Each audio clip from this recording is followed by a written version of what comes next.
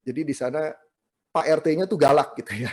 Kalau kita kan Pak RT kita baik-baik gitu ya kalau di lingkungan rumah masing-masing. Kalau di sana itu Pak RT itu bagian dari Komunis Party, di mana memang tugasnya adalah mengawasi warga yang ada di sekitarnya.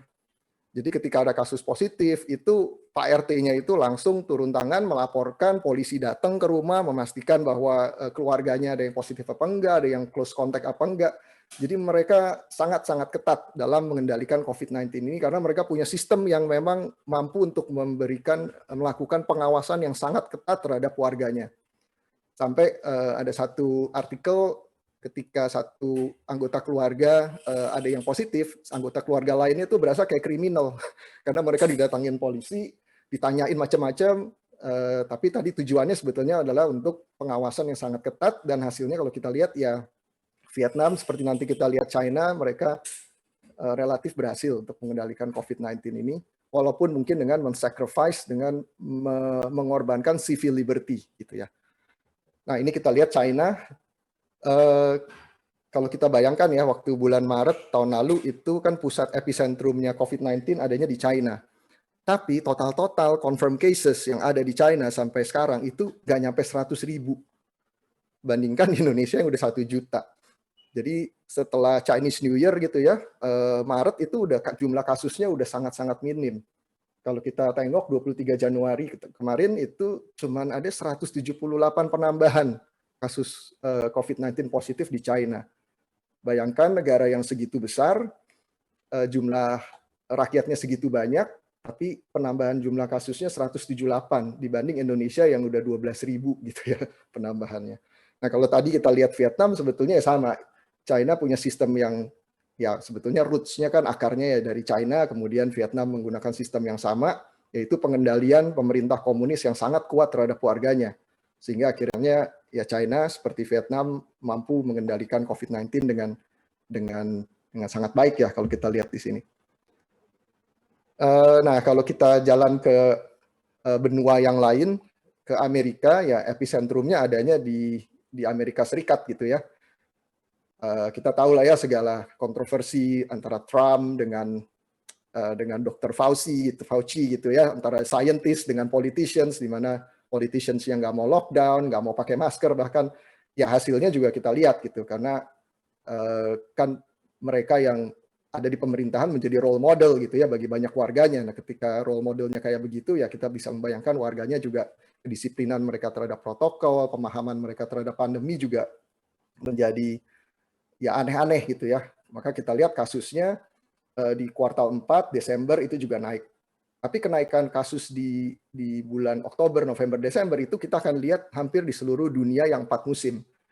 Karena kita tahu kebanyakan Oktober, November, Desember itu kecuali mungkin Australia mereka malah musim panas. Tapi kalau di benua di bagian Northern Hemisphere gitu ya, kan negara-negara itu mengalami winter.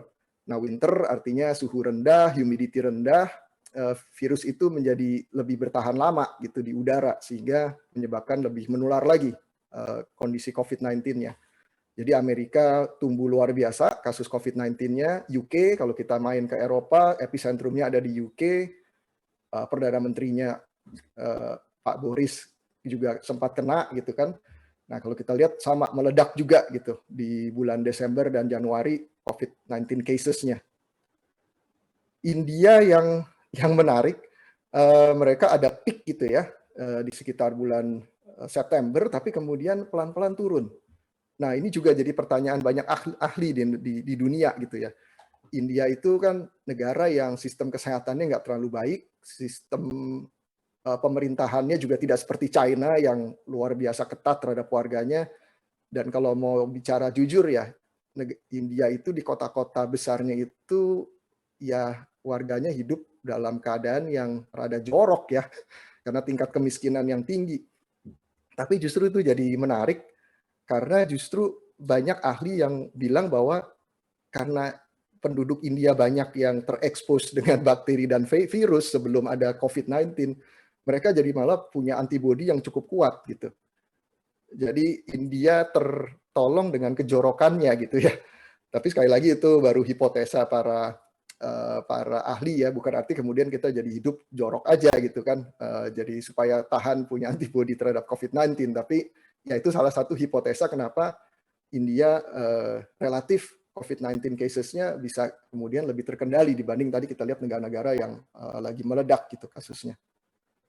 Jepang sama, di Desember, Januari kasusnya meledak karena juga winter, dan mungkin juga winter dikombinasikan juga dengan orang traveling ya di akhir tahun, ada people movement, liburan akhir tahun, ya udah kombinasi antara winter plus people movement jadilah meledak di akhir tahun kemarin jumlah COVID-19 case-nya. Korea juga kalau kita lihat Desember naik walaupun Januari ini udah mulai turun.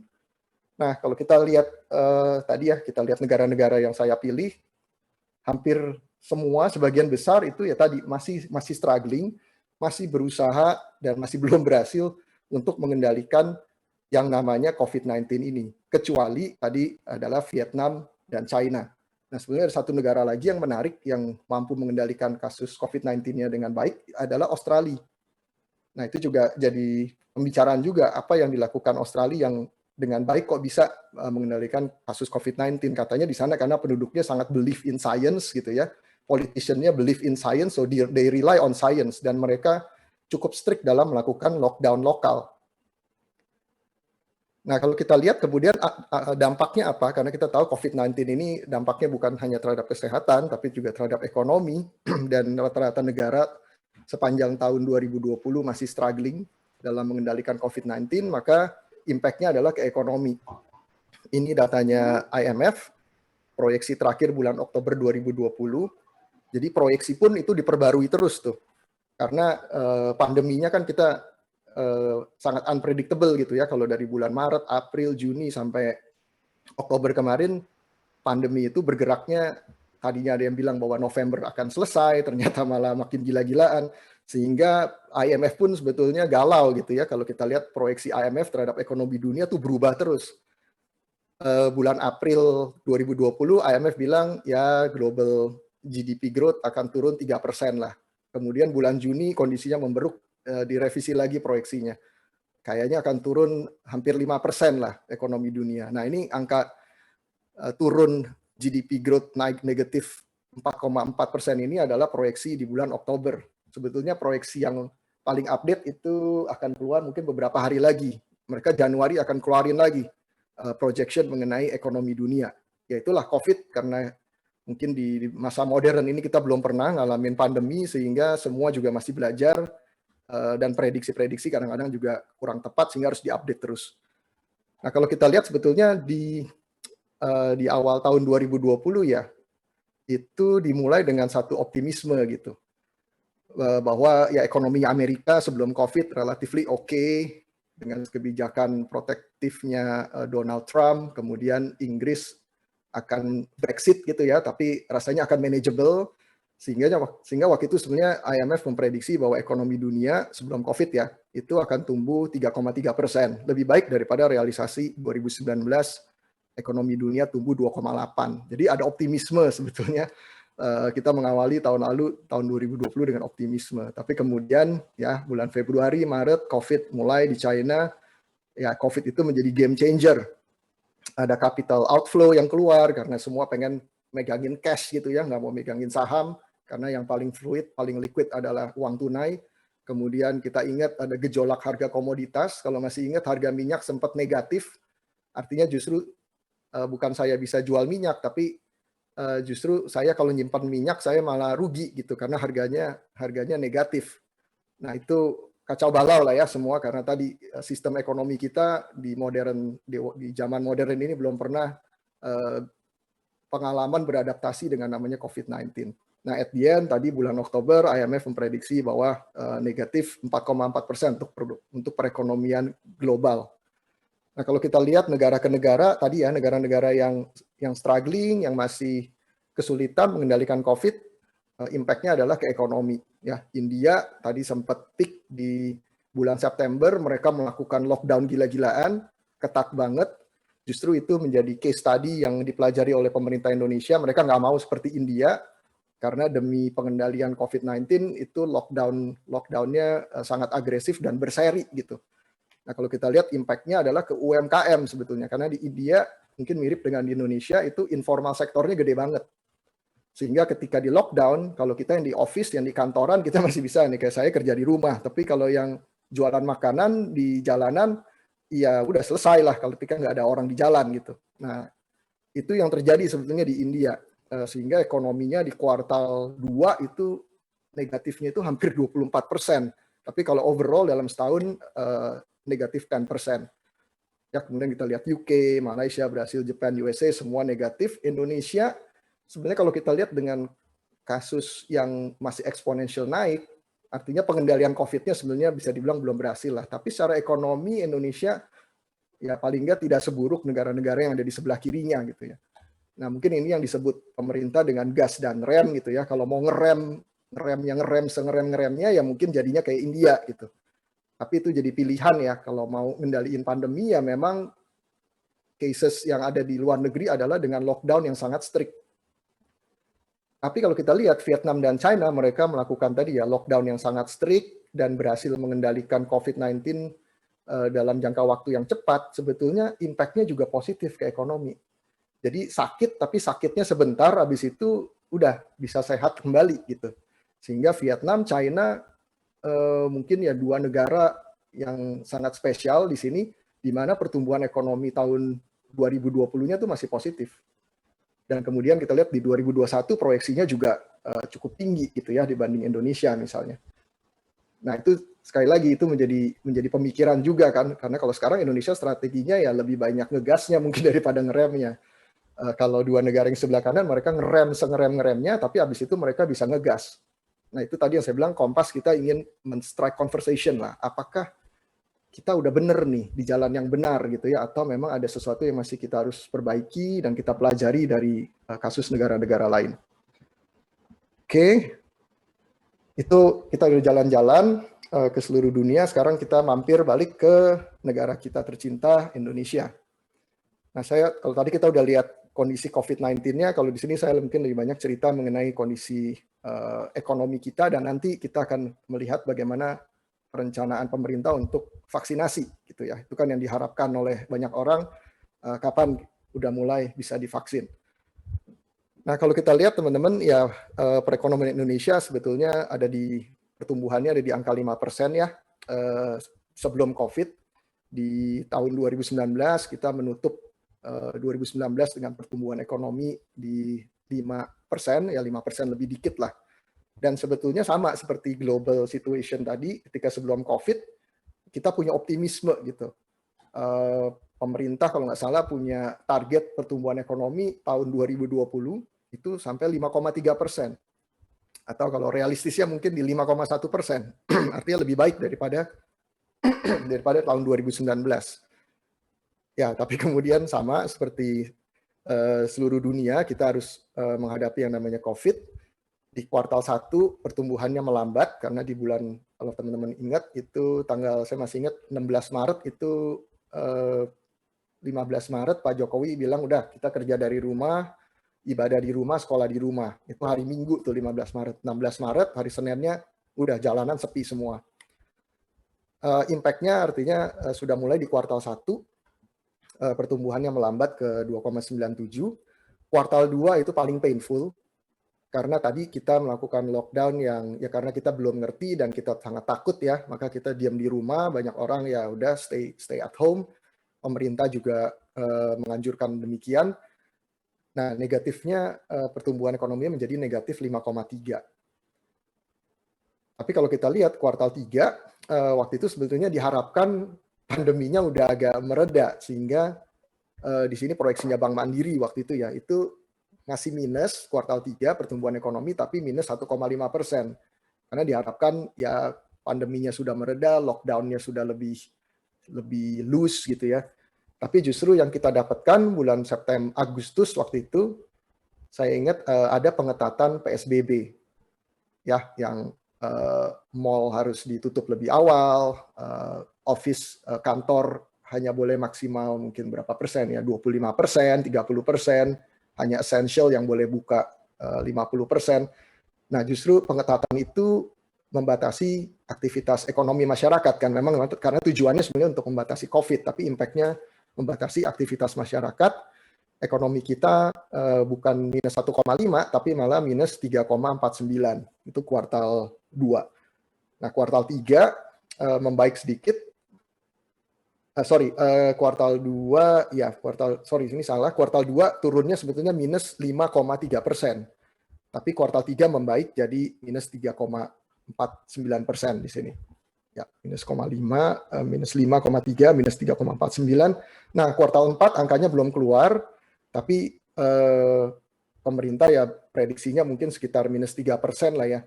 Sehingga overall kalau kita lihat dari kuartal 1 sampai kuartal 4, Indonesia mungkin ada di sekitaran minus 1,7% sampai dengan minus 2,2% pertumbuhan ekonominya. Artinya secara technical kita juga ada dalam resesi karena mengalami penurunan ekonomi secara 2 kuartal berturut-turut. Nah, kalau kita lihat tahun 2021, ini prediksinya ekonomnya Bank Mandiri, first quarter itu masih slow, walaupun sudah tidak minus, tapi pertumbuhannya sudah mulai ada, walaupun slow, 2,5%. Kemudian, nah ini selalu kita menatap ke depan, selalu harus optimis gitu ya. Kita berharap bahwa second quarter vaksin itu sudah meluas gitu ya, sehingga ekonomi bisa balik lagi ke angka pertumbuhannya bisa kembali lagi ke angka 5%. Cuman ya kita tahu ini sangat tergantung dari COVID situation tadi, yang sangat juga tergantung dari kemampuan pemerintah Indonesia dalam melakukan vaksinasi. Nah, nggak semua bad news gitu ya, karena kalau kita lihat ini survei konsumennya Bank Indonesia, di akhir tahun 2020 sebetulnya consumer confidence itu naik. Dan ini angka yang penting karena kalau consumer merasa lebih confidence, maka mereka lebih mau spending, lebih ada demand untuk barang-barang yang beredar di masyarakat. Gitu. Mereka lebih mau belanja lah kalau mereka lebih optimis. Tapi kalau mereka pesimis, sebaliknya ya mereka tadi lebih mending megang uang cash, mendingan nabung aja nggak spending, sehingga ekonominya juga jadi melambat. Nah, kalau kita lihat di akhir tahun itu di sini grafik yang warna hijau ya, itu Consumer Confidence Index Indonesia sudah hampir menuju ke angka 100. Artinya udah mau hampir kembali ke angka optimis.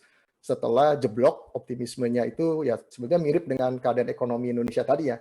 First quarter itu worst lah, paling jelek banget, kemudian membaik sedikit di second quarter, tapi kemudian third quarter melihat wah malah COVID-nya parah, PSBB-nya diperketat, sehingga turun lagi, tapi kemudian fourth quarter, entah kenapa mungkin karena sudah ada berita mengenai bahwa vaksin sudah di-approve, sudah mulai, dan juga mungkin karena akhir tahun ya, nggak tahu ya, mungkin spiritnya optimis gitu ya, sehingga consumer confidence-nya juga naik gitu.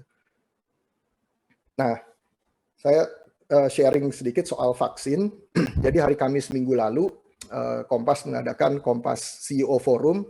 Di situ ada pembicara, ada Pak Budi Gunadi Sadikin, Menteri Kesehatan kita yang baru, dan beliau di sana memaparkan mengenai plan vaksinasi di Indonesia. Nah, mungkin itu yang saya bisa sharing supaya teman-teman semua juga dapat bayangan mengenai rencana pemerintah mengenai vaksinasi. Jadi target vaksinasi sebetulnya adalah herd immunity, yaitu bagaimana 70% orang di Indonesia itu punya kekebalan terhadap COVID-19. Nah, 70% dari jumlah penduduk Indonesia itu ekuivalen dengan 188 juta jiwa.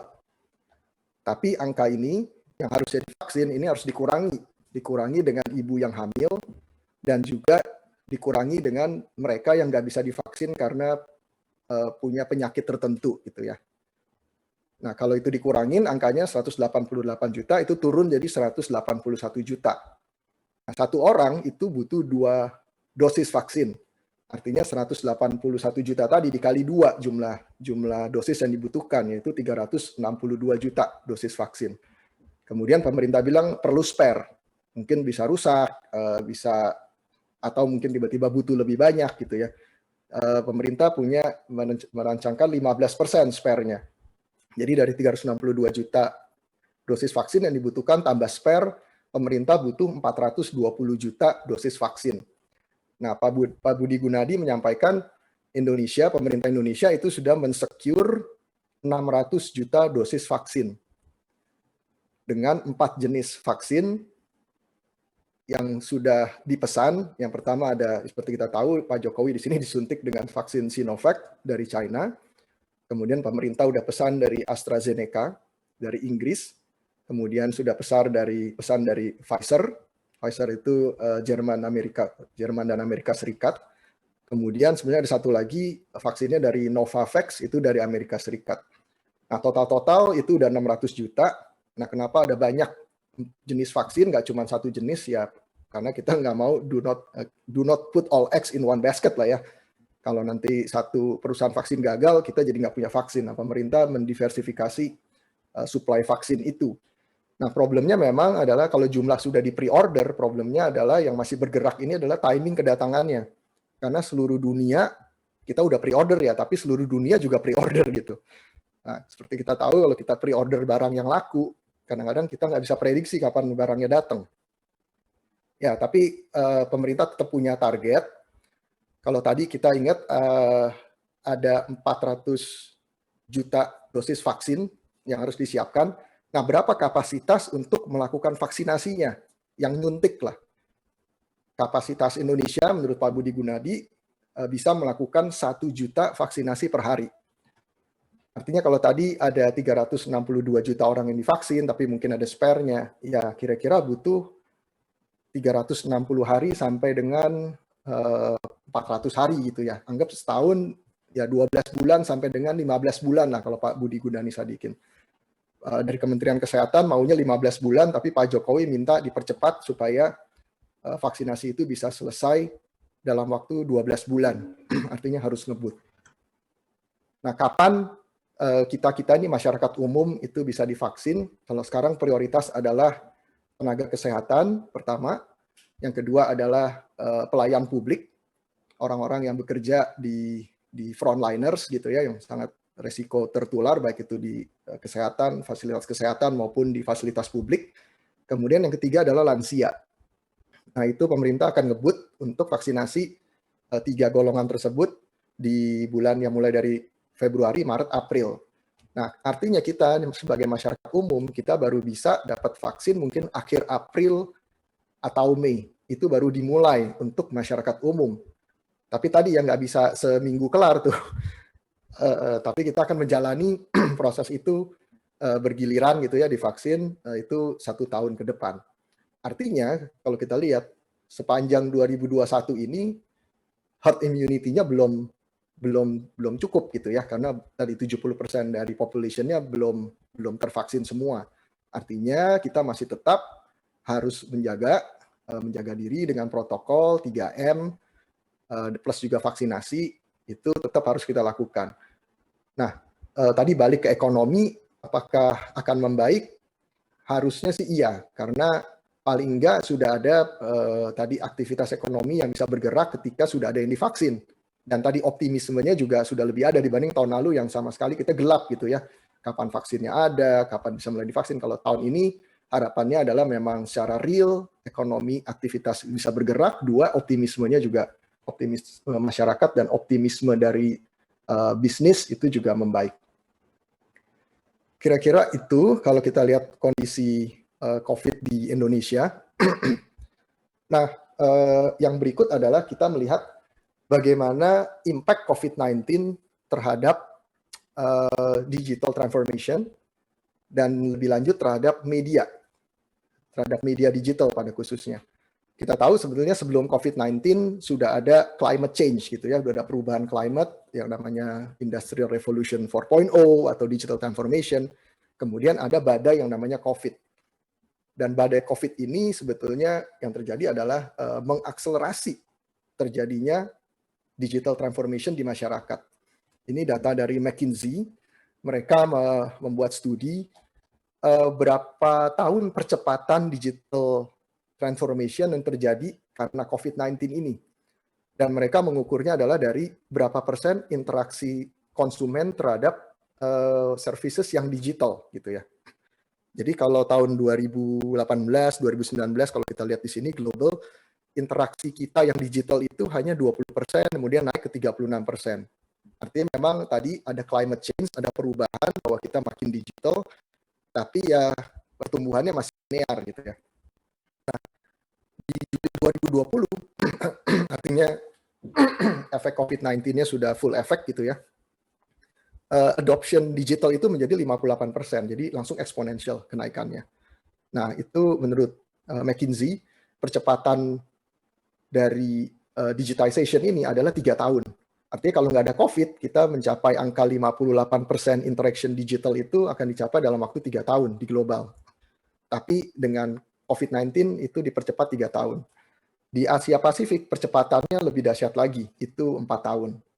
Di Eropa 3 tahun dan North America 3 tahun. Artinya memang tadi badai COVID-19, badai katanya pasti berlalu, tapi efeknya adalah ke percepatan digital transformation yang terjadi di masyarakat.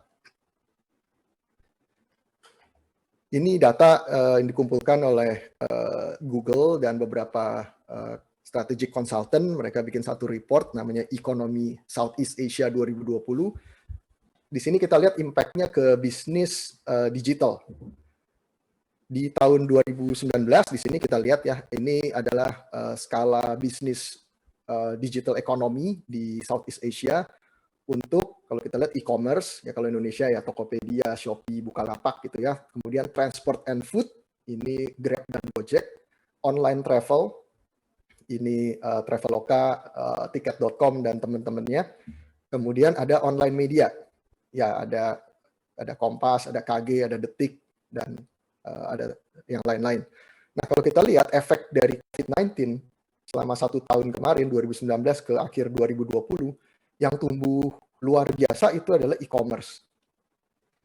Ya, kalau saya ada di panggung, saya pasti tanya nih, berapa banyak teman-teman yang tiba-tiba harus ngajarin mama papanya make aplikasi untuk belanja online. Nah, itu salah satunya saya tuh, tiba-tiba mama saya ya WhatsApp, ini udah pesen dari sayur box, tapi kok nggak datang-datang ya. Terus saya lihat ke account-nya, lihat ke transaksinya, ternyata dibatalkan gitu, ya nggak bakalan datang mah gitu. Kenapa dibatalkan? Ya nggak tahu, ya mungkin penjualnya lagi stoknya habis. Ya itulah, kita harus banyak dari kita mungkin itu ya harus ngajarin mama papa kita untuk memakai ya aplikasi digital ini selama tahun 2020 kemarin. Nah, itu impact-nya adalah pengguna e-commerce jadi gede banget. Naiknya di sini ya berapa persen tuh ya, 70 atau 80% lah kenaikan transaksi e-commerce dalam 1 tahun.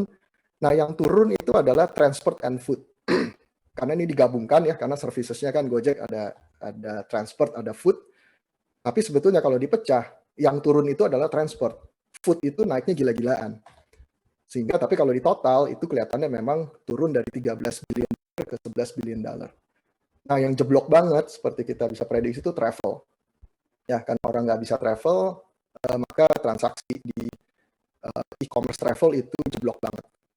Nah, kalau media, puji Tuhannya kita naik gitu ya. Kalau di KG Media, digital advertising kita naik masih sekitar 10%. Ya, sehingga kalau di total, overall, COVID-19 sebenarnya memberikan net positive impact ke digital economy. Dari 99 billion dollars transaction di tahun lalu naik ke 104 billion dollars di tahun 2020 kemarin. Nah, kalau kita lihat khusus di Indonesia ya, kalau tadi kita lihat impact-nya di global, di Asia Pasifik, di Southeast Asia, kalau kita lihat di Indonesia sendiri, salah satu indikatornya mengenai digitization di masyarakat adalah penetrasi internet gitu ya. Nah, kalau kita lihat penetrasi internet ini dari datanya APJI ya. Tahun 2019 sampai 2020 dalam setahun mereka bikin studi itu penetrasi internet di Indonesia itu udah 74% dari total population.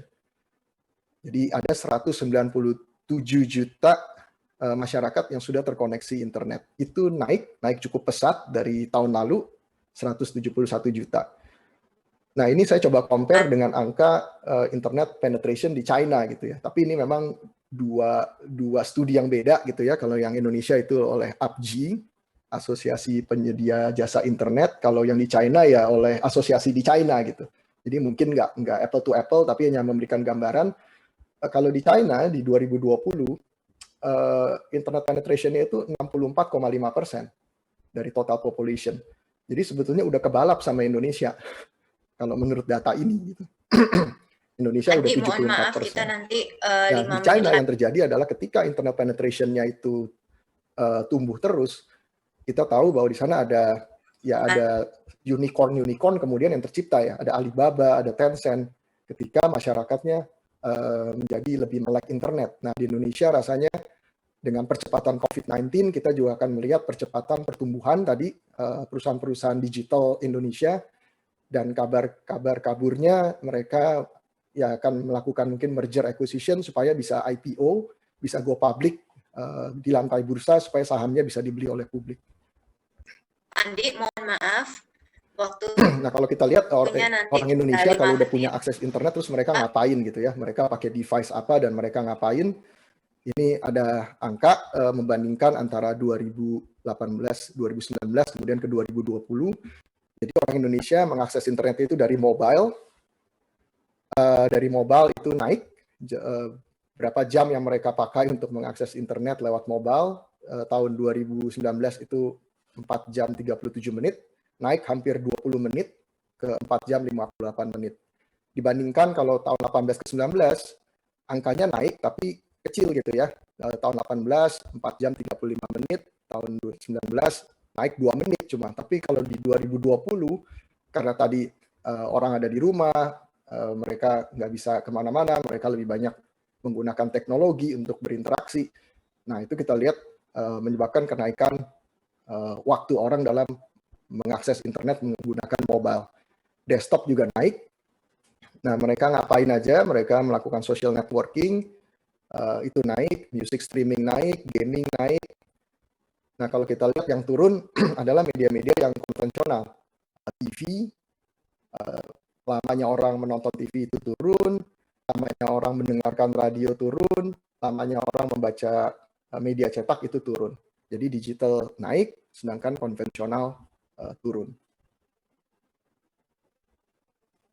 Nah, kalau kita di media, kita itu selalu kita nyebut diri kita adalah two-sided platform. Platform yang ngadep ke dua sisi. Sisi pertama adalah pembaca, konsumen yang baca berita kita, nonton TV, dan lain-lain. Satu sisi lain adalah advertiser, pengiklan.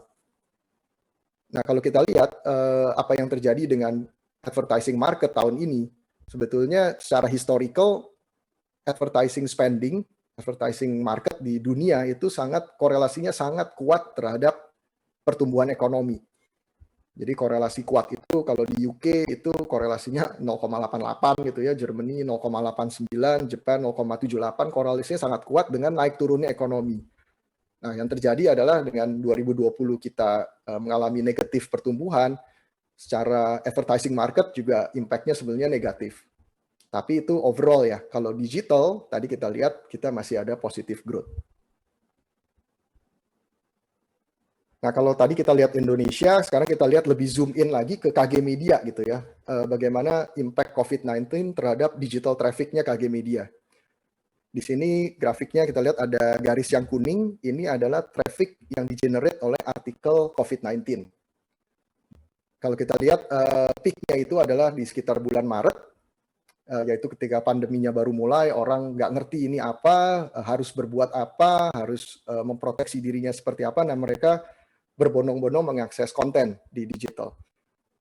Tapi kalau kita lihat kemudian di bulan April, Mei, Juni, trafficnya udah kembali normal. Artinya orang udah merasa tahu, informasi barunya ada tetap ya mengenai PSBB, mengenai vaksinasi, tapi sudah tidak setinggi saat awal-awal pandemi dalam hal orang mengakses konten. Justru sebetulnya yang ada peak-peak ya kalau di digital traffic kita itu yang nggak terlalu berhubungan dengan pandemi, dan biasanya itu berhubungannya dengan artis-artis yang meninggal dunia. itu lebih, malah itu spike-nya malah lebih tinggi daripada COVID-19 gitu.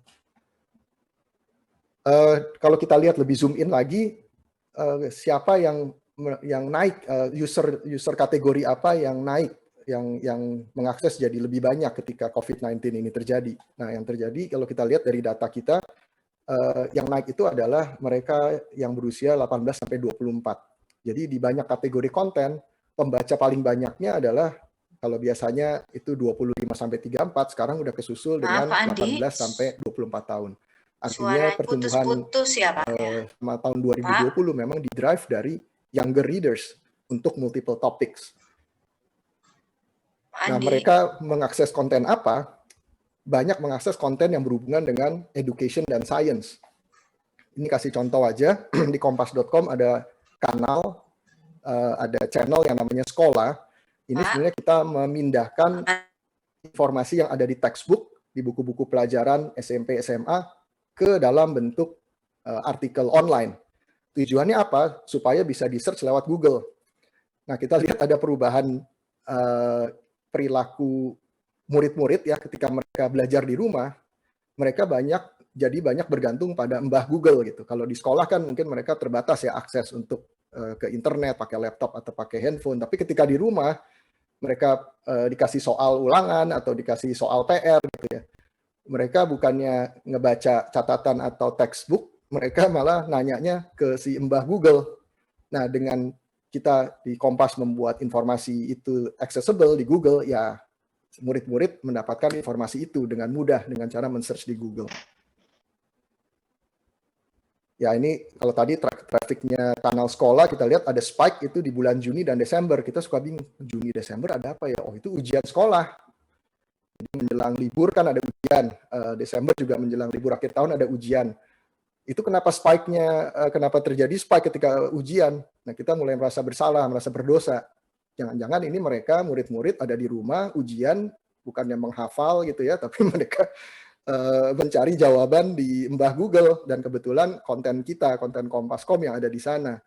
Nah, ini juga menjadi commentary untuk education, untuk sistem edukasi kita ya. Kalau masih bergantungnya pada hafalan, bukan pada pengertian dan aplikasi, ya kalau cuma ngapal doang sih, sekarang search di Google, apa yang tadinya harus dihafal itu accessible gitu ya, bisa di copy paste dari Google. Sampai kadang-kadang gurunya komplain karena mereka lihat sampai typo dan punctuation, alat punctuation itu tanda-tanda bacanya yang salah di online yang ada di artikel yang kita taruh itu sampai ke copy paste juga ke jawaban mereka di PR atau di ujian. Jadi benar-benar copy paste.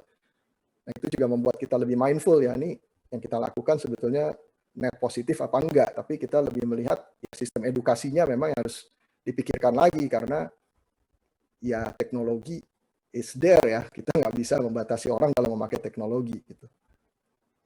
Satu lagi pertumbuhannya adalah female. Jadi kalau brand Kompas itu kan biasanya asosiasinya adalah cowok lah ya, baca berita politik, tapi dengan pandemi ini tiba-tiba banyak banget pembacanya itu adalah dari female. Kenapa banyak dari female? Nah, hipotesa kita adalah karena di situ banyak moms, banyak ibu rumah tangga, di mana mereka adalah protektor dari family. Jadi ketika COVID-19 ini dimulai, kemudian berlangsung sampai sekarang, ya yang paling banyak cari informasi bagaimana mengamankan diri, mengamankan keluarga, itu adalah moms, adalah females. Nah, ini bisa kita lihat kanal-kanal yang merah persentase tinggi ini adalah yang merahnya tinggi, itu kanal-kanal apa yang pembaca female-nya tinggi. 70% pembaca female itu di food, health, lifestyle, entertainment, sains, dan edukasi. Nah, ibu-ibu nih pada bantuin anak-anaknya di rumah nih, tadi mencari jawaban lewat mbah Google gitu ya. Ya, that's what moms do ya, they take care of family, they take care of the children. Ya, overall COVID-19 has been kind lah ke KG Media gitu ya, karena kita digital. Di situ kita melihat ada pertumbuhan sepanjang tahun 2020, pertumbuhan secara user, pertumbuhannya gede banget, 67%, dan pertumbuhan secara halaman digital yang dibuka itu tumbuh 7,5%. Oke, itu part pertama, mungkin agak panjang ya, mohon maaf kalau agak over. Saya persilakan Bu Regina untuk memfasilitasi kalau ada question and answer.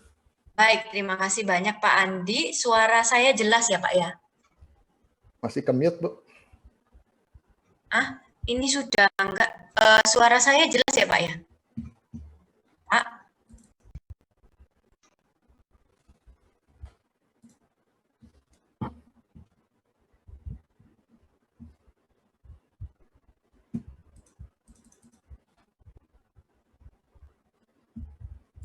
Halo. Halo Pak, apakah suara saya jelas?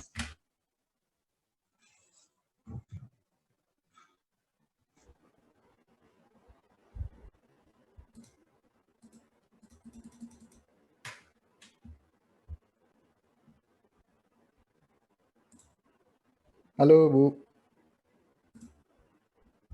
Pak,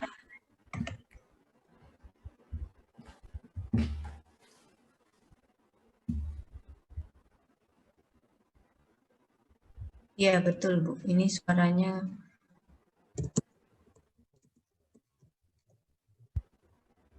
Hmm.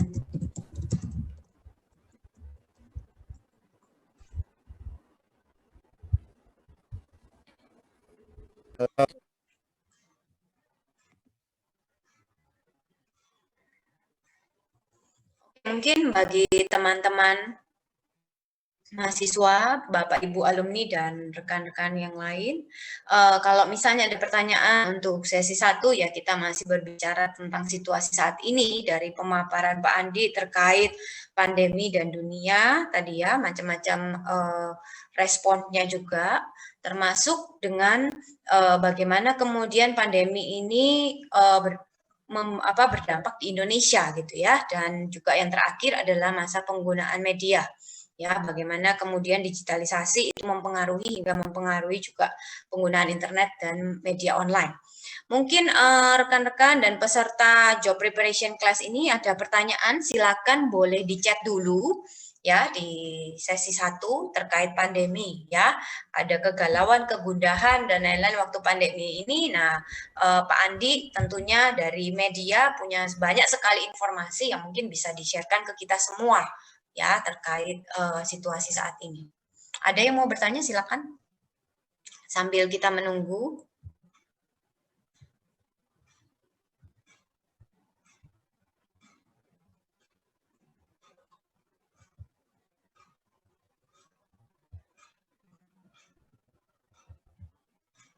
Sepertinya masih belum ya.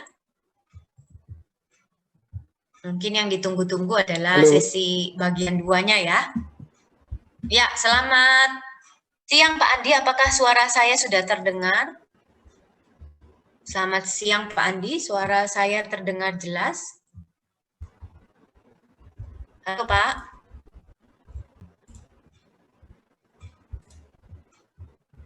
Oh, sepertinya masih belum ada respon Ya, ya. Bu. Halo, Bu. Sorry. Kedengeran? Ya, ya Pak. Ya, sudah terdengar, betul. Bapak Mas juga mendengar saya kah? Ya, ya, sudah, Bu. Oh, oke, baik. Terima kasih. Baiklah teman-teman, mungkin ada pertanyaan untuk bagian yang pertama ini, di mana kita membahas pandemi ya, atau mungkin yang ditunggu-tunggu adalah bagian yang kedua nanti ya, terkait kira-kira kalau gitu ada pandemi seperti ini, kemudian ada digital transformation ya, kebutuhan kemampuan apa yang harus saya asah terus ini ya, supaya kita bisa bersaing gitu ya, dengan yang lain untuk mendapatkan pekerjaan. Uh, kalau tidak ada pertanyaan, saya ingin bertanya juga terkait ini ya Pak Andi, apa di pandemi ini? Halo Pak Andi? Ya, ya, Bu. Halo, Oh ya, ya, Bu. oke baik. Pak, terkait pembahasan kita di sesi 1 ya, di pandemi ini, mungkin bisa di-highlight juga Pak, apakah dari media itu juga pernah melihat tatkala di pandemi ini, apakah kemudian ada bagian mana saja, topik-topik apa saja yang kemudian bisa populer dan khususnya dalam pembelajaran ini ya Pak ya, improving skill ini apa yang dibutuhkan kemudian di masa pandemi ini? Kalau tadi kan terkait Ya, science Bu. and education itu salah satu yang juga tinggi ya Pak ya. Ya, betul. Ya, kalau traffic yang tinggi, sebetulnya kalau di kami pasti yang berhubungan dengan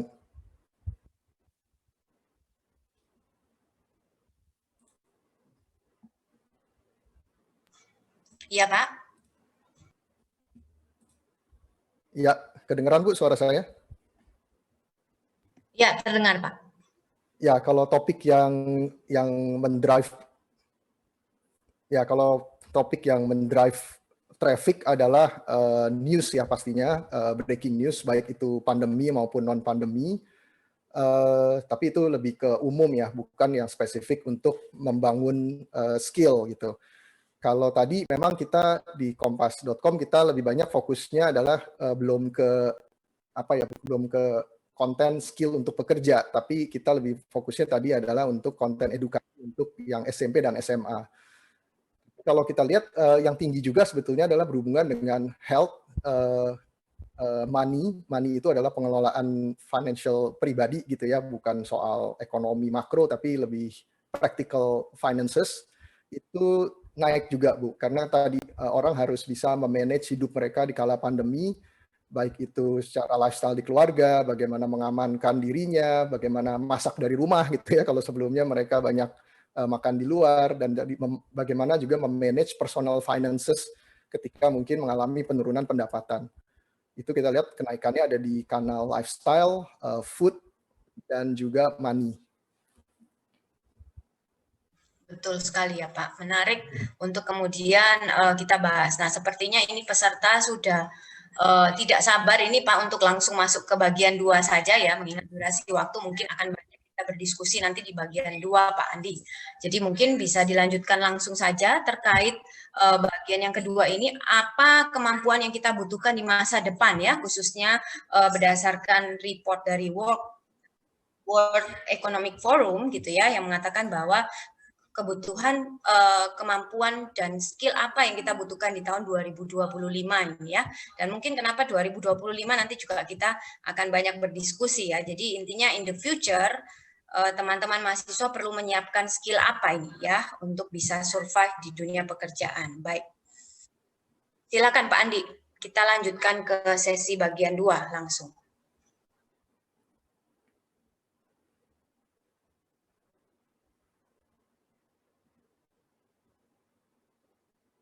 Oke Bu, suaranya agak putus-putus, cuma saya coba present aja ya untuk topik kedua kita, yaitu mengenai report dari World Economic Forum, yaitu Future of Jobs Report. Jadi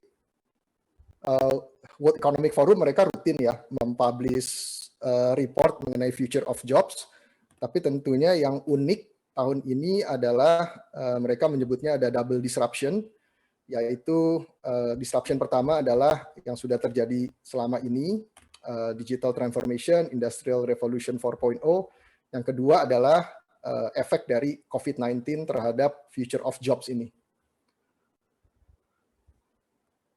Nah, pertama mereka membahas mengenai bagaimana businesses beradaptasi terhadap COVID-19.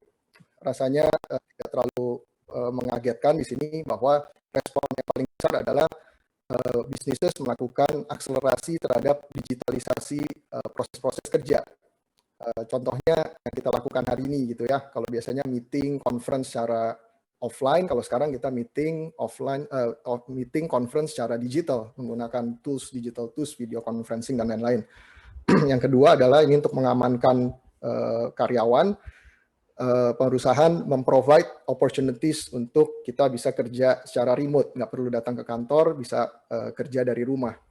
Yang ketiga adalah mereka, ini juga efek dari automation, digital transformation, adalah mereka mengakselerasi tugas-tugas yang bisa diotomasi dengan menggunakan machine learning, algoritma. Mereka businesses memprefer itu dibanding dilakukan secara manual oleh manusia gitu ya. Tapi sebetulnya sudah terjadi bertahun-tahun, tapi kemudian karena ada tekanan untuk melakukan efisiensi di kala COVID-19 ini punya impact terhadap pendapatan, maka ada akselerasi juga untuk bisa mengotomasi tas-tas yang dilakukan oleh manusia sebelumnya dengan cost yang lebih murah kalau itu dilakukan oleh mesin dan algoritma. Nah, kalau tadi kita bicara bahwa perusahaan mengakselerasi bekerja dari rumah gitu ya, memperbolehkan karyawan untuk bekerja dari rumah. Tapi ketika disurvei, sebetulnya business leaders ya, pimpinan-pimpinan perusahaan, mereka punya pendapat bahwa sebetulnya kerja dari rumah itu impact-nya tuh negatif gitu terhadap produktivitas. Jadi kayak ya udahlah ya, memang harus work remotely, tapi mereka percaya bahwa itu punya negatif impact terhadap productivity. 78% percaya bahwa impact-nya negatif, 22% malah strong negatif impact terhadap produktivitas. Cuma 15% yang percaya bahwa kalau bekerja secara remote itu impact-nya nggak ada atau malah positif gitu. Jadi sebagian besar punya asumsi bahwa impact-nya negatif. Kenapa?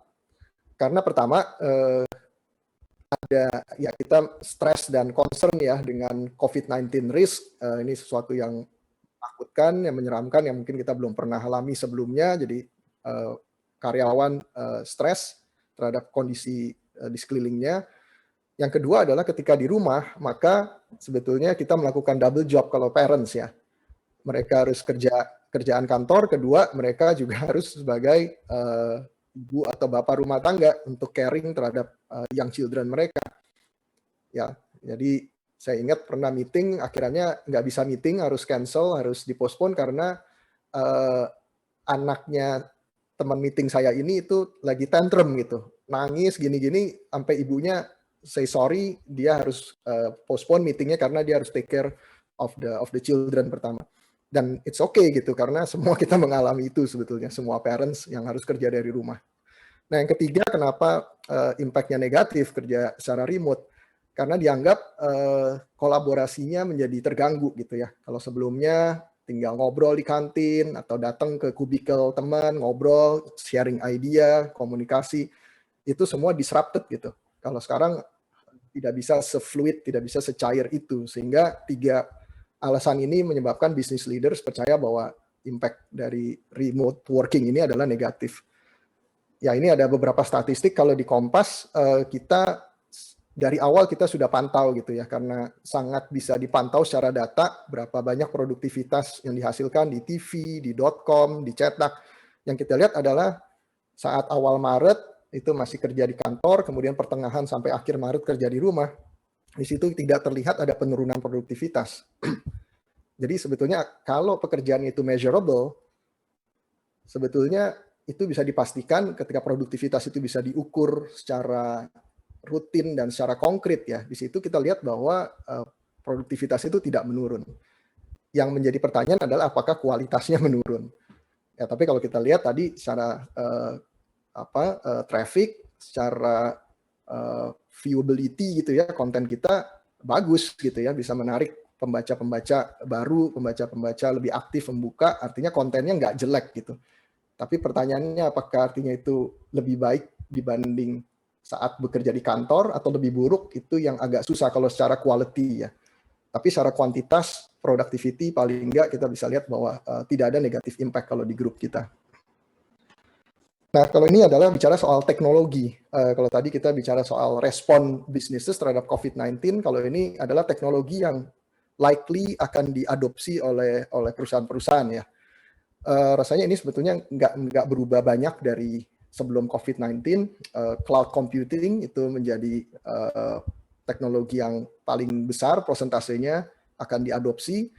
Kemudian yang kedua adalah big data analytics, jadi semua yang berhubungan dengan teknologi, internet, data, data analytics, kemudian computer science, artificial intelligence, neural language programming, itu semua kita lihat di sini top 5-nya berhubungan dengan teknologi-teknologi tersebut.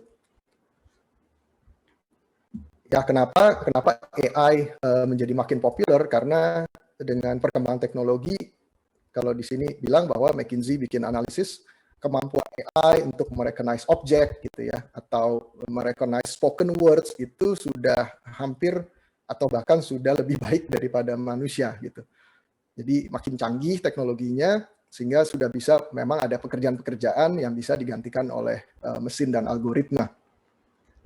Kenapa bisa AI machine learning itu makin dahsyat gitu ya? Karena ada 2 faktor. Pertama, secara cost untuk menyimpan data itu makin murah. Kita tahu bahwa machine learning bisa bisa belajar kalau ada datanya, kalau ada data dan ada big data yang bisa dipelajarin.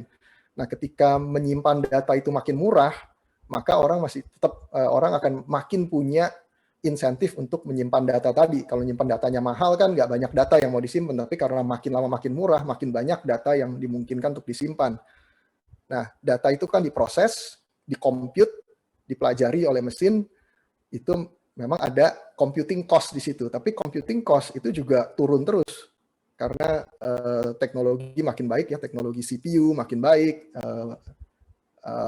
Intel, AMD segala macam mereka mendevelop makin lama makin canggih, sehingga computing cost juga makin lama makin murah. Jadi datanya makin banyak disimpan karena makin murah, kemudian computing power-nya juga makin besar karena juga makin murah. Untuk mendapatkan computing power yang sama itu cost-nya makin lama makin turun. Ya, dua faktor itu menyebabkan memang kalau kita lihat perkembangan AI companies itu dan investasi yang mereka dapatkan dari venture kapitalis itu makin lama makin besar. Artinya teknologinya makin murah, dapat uang dari investor makin gede, ya itulah kemampuan perusahaan-perusahaan AI ini makin bagus ya untuk mendevelop algoritma AI, machine learning dan lain-lain. Nah, ini contoh aja teman-teman bagaimana kita menggunakan data dan nanti juga machine learning di dalam konteks media gitu ya, dalam konteks digital media di Kompas. Kalau sebelum ada teknologi yang canggih-canggih seperti sekarang, kita bicara 10-20 tahun lalu, ya media itu mengandalkan intuisi dari jurnalis-jurnalis kita ya untuk menulis apa yang menurut mereka diinginkan oleh masyarakat.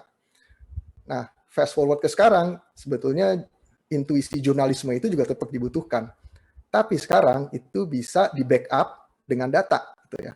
Jadi ketika teman-teman jurnalis punya hipotesa yang akan laku saya kalau nulis mengenai berita A gitu ya. Kalau sebelumnya agak susah, kita nulis berita di koran, kita nggak tahu sebetulnya spesifik artikel di koran itu berapa banyak yang baca. Tapi ketika artikel itu ada di digital, semua itu menjadi sangat terukur. Sehingga intuisi jurnalisme tadi bisa di-backup dan bisa di-enhance dengan prediction dari data yang kita miliki gitu ya. Kalau kita mau dapetin pembaca female, maka what kind of content, what kind of genre yang perlu kita garap. Nah, itu kita bisa lihat di sebelah kiri ini. Kemudian kita bisa lihat juga popularitas dari konten berdasarkan hari itu terbit gitu ya. Hari konten itu terbit. Kalau tadi misalnya konten mengenai pelajaran sekolah di weekend, kita lihat datanya yang nggak gitu bagus karena teman-teman adanya di rumah gitu ya, murid-murid. Tapi yang bagus apa? Ya food, regional, travel, itu bagus kalau untuk weekend. Nah, mungkin selama ini kan itu hipotesa, tapi kita nggak punya data. Nah, sekarang dengan teknologi tadi ya, data storage, data analysis, itu kita udah bisa simpan tren dari berapa tahun lalu kita udah simpan, dan itu bisa kita analisa untuk decision making ke depan. Kalau tadi saya bicara bagaimana menggunakan data untuk menaikkan jumlah pembaca gitu ya, membuat konten yang bisa menarik users, menarik pembaca. Tapi tadi media itu kan two-sided platform. Kalau kita cuma narik pembaca tapi nggak bisa menaikkan pendapatan dari iklan, itu kita nggak bisa jadi bisnis yang sustainable. Nah, di situ pun banyak sekali teknologi yang digunakan. Karena saat ini kan kalau teman-teman misalnya baca Kompas.com, Detik, atau Tribun, sedikit sekali dari kita tuh yang melakukan login ya, men-share data pribadi kita. Itu biasanya kita malas melakukan itu. Nah, tapi bagi media digital sangat penting untuk kita bisa mengidentifikasi siapa yang datang walaupun mereka tidak login. Caranya apa? Ya dengan cara men-track kelakuan mereka ketika ada di website kita, di jaringan website KG, mereka membaca konten apa saja. Nah, dari situ kita bisa menggunakan mesin untuk memprediksi. Oh, yang datang ini kita mungkin nggak tahu nama dan emailnya, tapi kita bisa kasih ID, identification, kemudian kita bisa lihat, oh dia bacanya otomotif. Oh, dia balik ke Tribunnews bacanya otomotif lagi. Oh, dia ke Grid Auto baca otomotif. Dari situ kita bisa menginfer, bisa mengasumsikan bahwa orang ini adalah penggemar otomotif. Nah, interest itu banyak sekali ya, nggak cuma otomotif. Interest 1001 macam lah. Nah, dengan data dan dengan mesin, kita bisa tadi melakukan assumption berdasarkan data tadi, tiap user yang datang ini interest-nya apa. Lebih lanjut lagi, kita bisa memprediksi dia punya intention apa, lagi pengen beli apa. Karena sebenarnya bagi advertiser, data intention itu berharga, karena udah one step lagi menuju ke penjualan produk gitu ya. Kalau masih awareness kan, Oh, saya tahu nih ada handphone baru apa ya, Samsung Galaxy S21. Oh ya, saya aware lah itu ada handphone baru launching. Tapi belum tentu saat ini saya mau beli. Tapi ketika saya masuk ke Tokopedia, saya mulai browsing nih, harganya berapa ya, dan mungkin saya udah masukin ke cart saya gitu, tapi saya belum beli. Nah, itu data intention, itu valuable banget gitu. Karena udah tinggal sedikit lagi bisa mendapatkan conversion, mendapatkan sales. Nah, itu yang digunakan, data-data seperti itu yang diolah digunakan untuk bisa menaikkan digital ads revenue kita.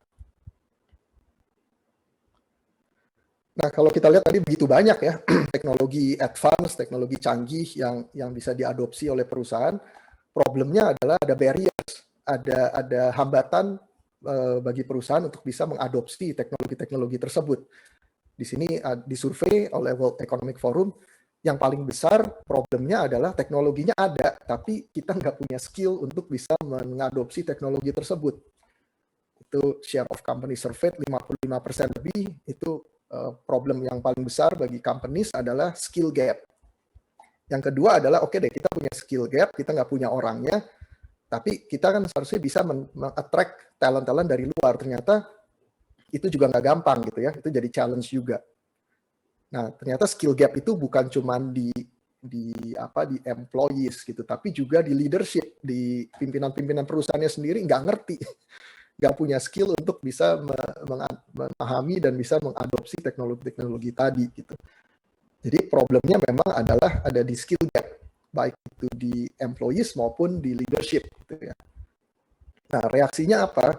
Karena talent yang nggak tersedia, talentnya kurang, maka perusahaan-perusahaan berusaha untuk mereskilling dan mengupskilling dari workforce mereka. Sini angkanya yang disurvei 62%, perusahaan melihat bahwa 62% dari workforce mereka itu harus di provide reskilling dan upskilling. Jadi itu kalau kita lihat teman-teman mengenai teknologi, mengenai challenges untuk mengadopsi teknologi, kalau ini kita melihat mengenai jobs, mengenai pekerjaan gitu ya. Pekerjaan yang menurut World Economic Forum akan paling demanded menuju 2025. Increasing demand dan decreasing demand. Jadi ini ada dua kategori jobs di mana demand-nya akan naik, dan juga ada kategori jobs yang demand-nya turun. Dan seperti bisa kita tebak gitu ya, karena teknologinya tadi kita udah tahu, teknologi yang berkembang apa ya, jobs-nya juga sangat berkaitan dengan teknologi tadi. Dan data analis, karena data menjadi penting, maka kita butuh orang-orang yang bisa melakukan analisis, dan juga membutuhkan data scientist untuk mengolah data itu menjadi prediction dan algorithms. AI dan machine learning specialist, big data specialist. Jadi top 3-nya udah langsung nyangkut dengan memang teknologi yang berkembang yang akan diadopsi oleh perusahaan-perusahaan.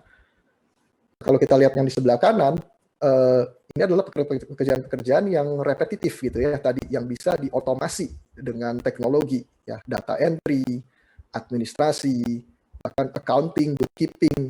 Itu lama-lama kalau lihat di sini demand-nya turun. Kenapa? Karena akan ada pembagian labor antara tadinya manusia menjadi ke mesin. Kalau menurut World Economic Forum di tahun 2025 tadi 85 juta jobs akan displace, akan hilang gitu ya, karena tergusur oleh mesin. Tapi good news-nya adalah ada jumlah jobs yang lebih besar lagi yang akan tercreate. Jadi 85 juta akan hilang, tapi 97 juta itu akan ada pekerjaan-pekerjaan baru yang muncul justru karena tadi ada pembagian labor antara human dan machines. Jadi kita belum ada di masa di mana mesin itu bisa bekerja sendiri gitu ya. Tetap butuh manusia untuk mendevelop, untuk mengkontrol, untuk membuat kreativitas supaya antara mesin dengan manusia justru produktivitasnya lebih bagus, sehingga justru lebih banyak pekerjaan yang tercreate daripada pekerjaan yang akan hilang. Nah, kalau ini agak jelimet gitu ya, tapi sebenarnya menarik. Teman-teman by the way bisa download report ini gratis ya. Search saja World Economic Forum Future of Jobs Oktober 2020, itu bisa baca lebih detail. Di sini World Economic Forum melakukan pengelompokan cluster gitu ya. Jadi kalau kita bicara jobs lebih detail lagi itu roles apa, butuh platform engineer, cloud engineer. Kalau content production kayak kami di media lebih detailnya tuh apa aja, nggak cuma jurnalis, tapi sekarang itu social media assistant, social media coordinator, data dan AI lebih detailnya tuh apa yang dibutuhkan tadi, data scientist, AI specialist, data analyst dan lain-lain, engineering, marketing, people and culture. Kalau dulu namanya HR gitu ya, namanya people and culture, karena banyak sebenarnya pekerjaan di HR yang bisa diotomasi. Yang belum bisa diotomasi adalah ngurusin orang dan ngurusin culture gitu. Ini juga product development, mungkin kalau sekitar 5 tahun lalu bagi saya masih agak abstrak tuh product development ngapain ya. Cuman kalau sekarang kita nggak bisa bikin website baru kalau nggak ada produknya, karena orang produk tadi sebenarnya menggunakan data untuk mendevelop produk yang bisa sesuai dengan target konsumen. Kemudian mereka tadi menggunakan data untuk mengevaluasi terus-menerus produknya, apakah matriks-matriksnya sudah tercapai, matriks engagement-nya, matriks revenue-nya, itu terus-menerus dievaluasi oleh tim produk. Kemudian sales tadi ya, untuk dapetin kalau di kami ya digital advertising. Nah, di sini agak keriting ya. Ini sebenarnya memperlihatkan transition antara pekerjaan masa kini dengan pekerjaan nanti di masa datang gitu. Nah, itu di masa datang kan orang-orangnya sebenarnya datangnya dari masa kini gitu ya, tapi kemudian harus melakukan transition. Nah, transition itu dari mana ke mana gitu. Contohnya ya, kalau kita mau masuk ke computing, yang banyak itu adalah dari mereka yang sekarang punya job atau pendidikan sebagai engineers, tapi kemudian mereka harus mereskill, upskill supaya mereka bisa masuk computing, atau mereka bisa masuk ke development atau bisa masuk ke data yang AI. Jadi tidak otomatis orang bisa langsung terampil di data yang AI. Banyak adalah melakukan transition dari bidang studi atau bidang pekerjaan yang lain sebelumnya. Nah, di sini bisa dilihat dari seperti ini artinya yang tadi banyak gitu ya, dari bidang-bidang yang ada saat ini. Ya, kalau human resource tadi ya sebenarnya human resource transitionnya jadi people and culture gitu. Cuma banyak pekerjaan yang rutin di HR ya, payroll dan lain-lain itu bisa diautomate dengan mesin, akhirnya lebih banyak urusannya orang tapi urusin administrasi. Ya, jadi di sini bisa dilihat transition dari jobs masa kini ke jobs masa depan. Jadi teman-teman nggak usah terlalu stres gitu ya. Oh, sekarang saya belum ngerti data in AI gitu ya, belum gitu ngerti mengenai bagaimana bisa jadi data scientist. Karena kalau lihat dari grafik ini mengenai share of transition ya. Jadi orang yang sekarang bekerja di data dan AI sebetulnya 72% itu dari job family yang lain. Jadi mereka bukan yang lahirnya itu adalah orang data dan AI, tapi 72% itu mereka dari studi atau dari yang lain, kemudian mereka melakukan reskilling, upskilling, sehingga mereka kemudian bisa masuk ke bidang data dan AI. Product development juga sama gitu. Enggak hanya sebagian kecil yang mungkin dari sekolah kemudian kerja pertama itu udah product development. 72% tadi melakukan transition dari bidang pekerjaan yang lain. Nah, yang agak strict harus datang dari bidang yang sama. Kalau kita lihat nih orang-orang people and culture gitu ya, itu hanya 26%. 74% datangnya dari orang HR. Orang HR transition menjadi people and culture. Engineering juga 81% ya, karena datang dari job yang sama. Tapi kalau top yang tadi kita lihat ya, data, produk, teman-teman nggak usah merasa kecil hati gitu ya, bahwa saya nggak bakat, saya belum didik. Karena memang sebagian besar datangnya bukan dari job family yang sama.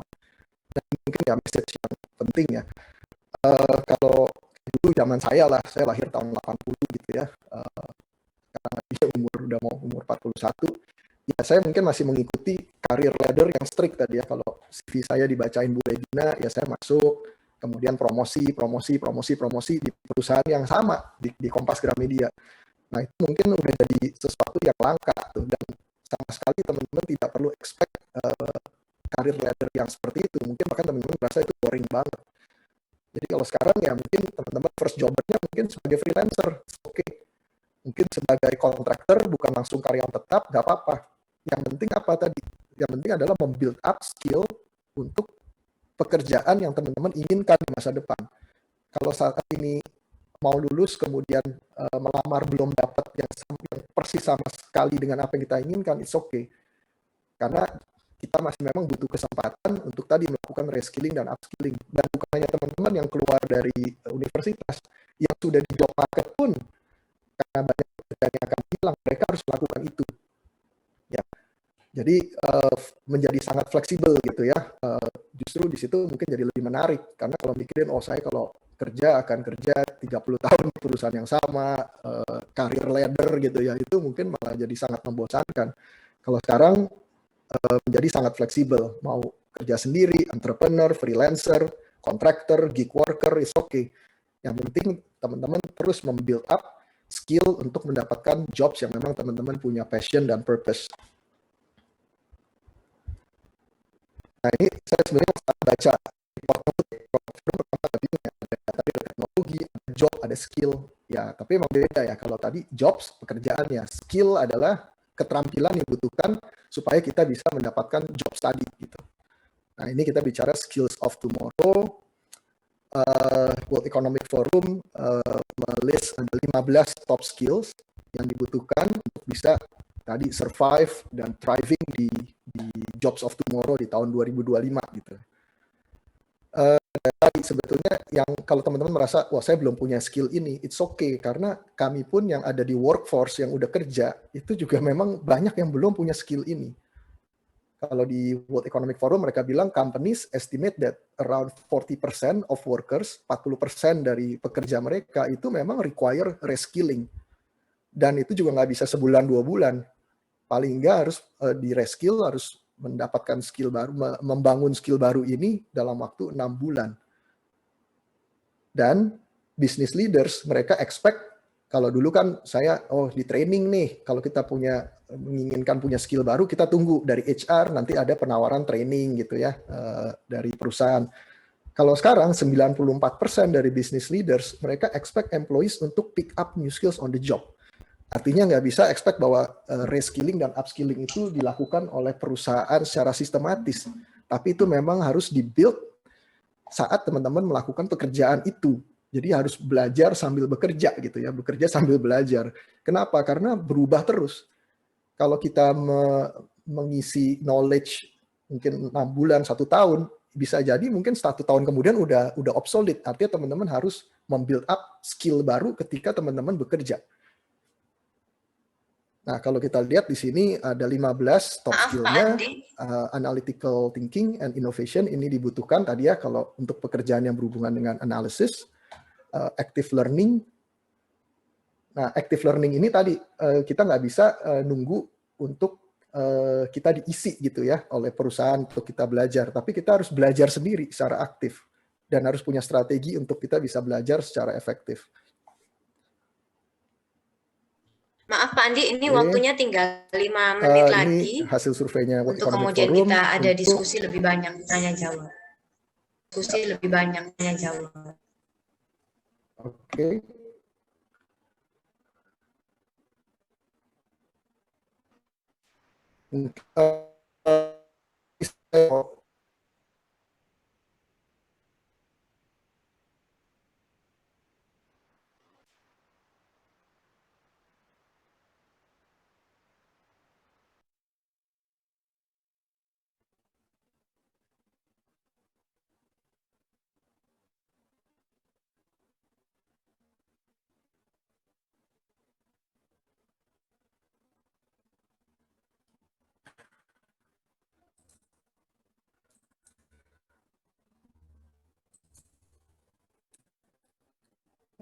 Padahal realitasnya sebetulnya kalau simple problem pertama. Nah, masalahnya di companies problemnya itu kompleks sekarang. Variabelnya nggak selalu ketahuan. Kita harus cari variabel, kemudian harus mengaplikasikan konsep. Sehingga, nah reskilling tadi harus bisa menuju ke 4 stage ini, karena kalau stucknya di stage 1 itu belum bisa men-solve problems yang dihadapi oleh companies gitu ya. Saya sebagai pimpinan, yang paling penting adalah kita sebagai individu memiliki growth mindset gitu ya. Growth mindset artinya teman-teman punya kepercayaan bahwa kemampuan itu bisa di-develop melalui kerja keras dan pembelajaran. Ya, akhirnya kita akan stuck di position kita sekarang gitu.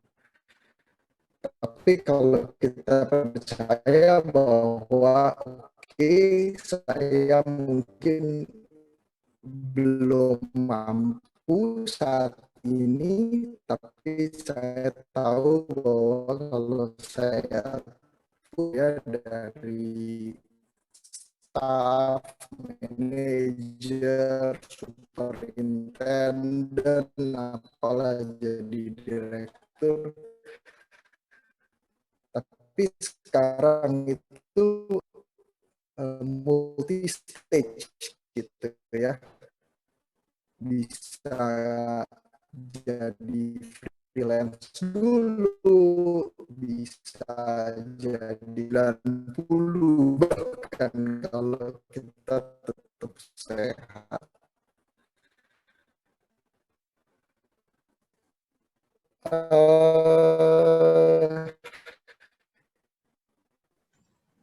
Ya, saya rasa itu teman-teman yang paling penting di sini bisa dibaca into us gitu ya. Kalau digital transformation mungkin mengerikan bagi Kompas yang heavy-nya di media cetak, tapi ternyata kita mampu bertransformasi dari media cetak menjadi media digital asal kita melakukan put the hard work, yaitu membutuhkan kegigihan, resilience dari kita sendiri, dan ujung-ujungnya adalah dengan kegigihan itu, dengan mindset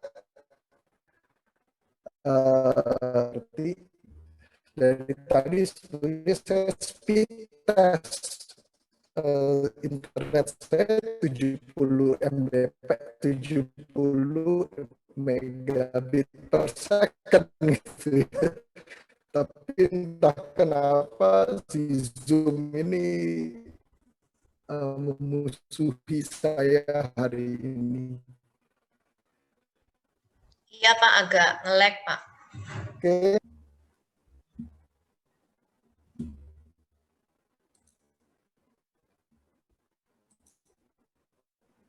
Ya, kelihatannya sudah lancar ya Pak Andi.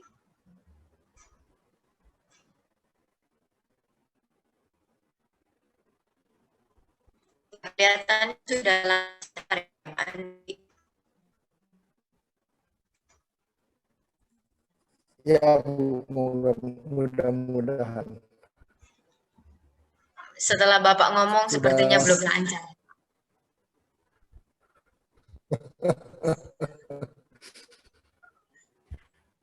Ya, apakah yang lain juga mengalami hal yang sama ini? Lebih lancar.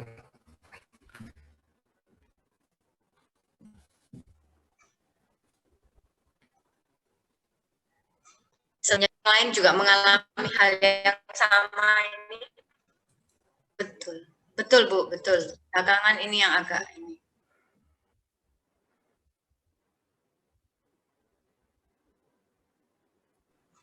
kurang bagus koneksinya.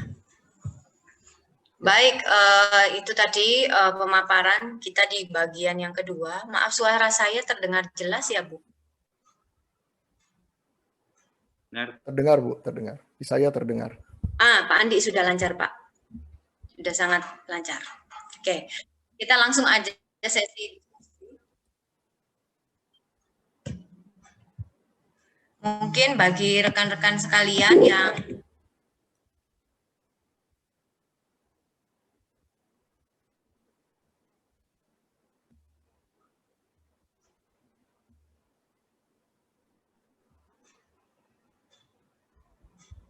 maaf, gimana Bu Lisa?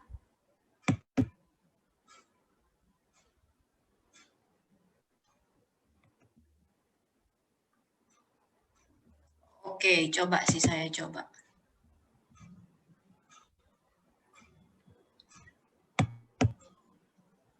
Oke.